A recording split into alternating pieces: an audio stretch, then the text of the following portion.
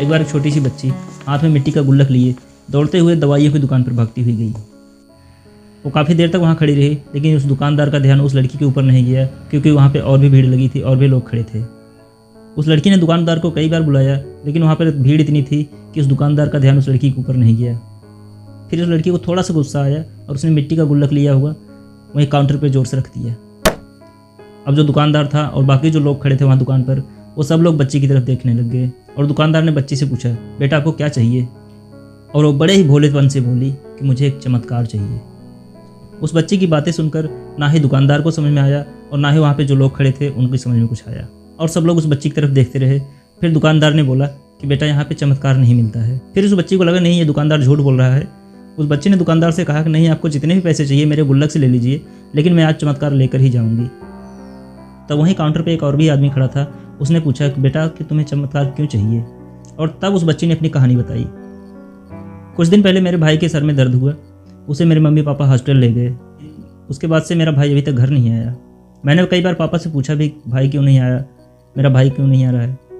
तो पापा ने मुझसे कुछ नहीं बताया, कुछ नहीं बोला।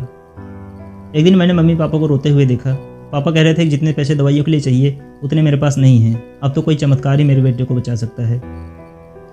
तब मुझे लगा कि मेरे पापा के पास पैसे नहीं हैं तो क्या हुआ, मेरे पास तो पैसे हैं ना। मैंने अपने गुल्लक में जितने भी पैसे जोड़ रखे थे वो सब मैं लेकर इस दुकान पे आ गई हूँ। तब उस आदमी ने पूछा उस बच्ची से कि कितने पैसे हैं तुम्हारे गुल्लक में? ये सुनते ही उस बच्ची ने उस गुल्लक को तुरंत ही ज़मीन पे फोड़ दिया और पैसे गिनने लग गई। बाकी सब लोग उसकी तरफ खड़े होकर देख रहे थे।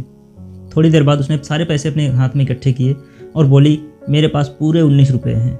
तब वो जो आदमी वहाँ पर खड़ा था वो थोड़ा सा मुस्कुराया और बोला, बेटा तुम्हारे पास तो पूरे पैसे हैं, इतने का ही तो आता है चमत्कार। ये सुनकर वो लड़की बहुत ही खुश हुई और कहती कि चलो मैं आपको अपने पापा से मिलवाती हूँ।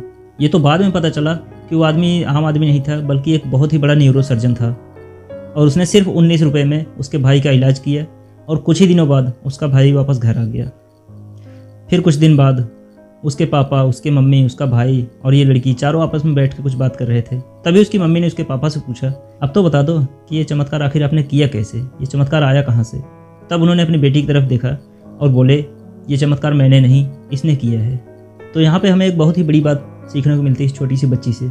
ज़िंदगी में कभी कभी ऐसा होता है कि हमें कोई रास्ता नज़र नहीं आ रहा होता है और हम अपनी हिम्मत को हार जाते हैं, और तब हमारे अंदर एक बच्चा होता है जो कोशिश करने से कभी पीछे नहीं हटता। क्योंकि बच्चे हार मानने को तैयार नहीं होते, उन्हें ना शब्द समझ में नहीं आता है, वो बच्चा हर हाल में कोशिश करता ही रहता है।